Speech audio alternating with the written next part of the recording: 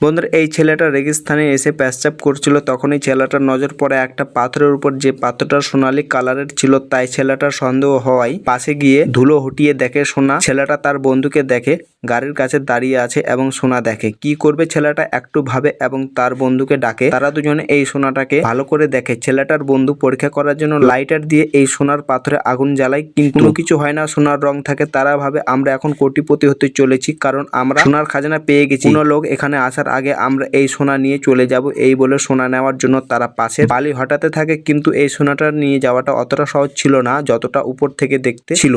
তারা দুজনে সোনা নিয়ে যাওয়ার জন্য বালি ছড়াতে থাকে, কিন্তু পাথরটা অনেক বড় ছিল ভিতরে, যেটা তারা কল্পনাও করতে পারে না। তাই তাদের মাথায় বুদ্ধি আসে কেমন করে সোনাটা বের করবে। তাদের কাছে একটা গাড়ি ছিল, এই গাড়িটার সঙ্গে একটা দড়ি বেঁধে সোনার পাথরে বেঁধে গাড়ি স্টার্ট দেয় সোনাটা বের করার জন্য। বন্ধুরা এই ছেলে দুটো সোনাটি নিয়ে যেতে পারলো কিনা সেটা দেখতে হলো কমেন্ট বক্সে পার্ট 2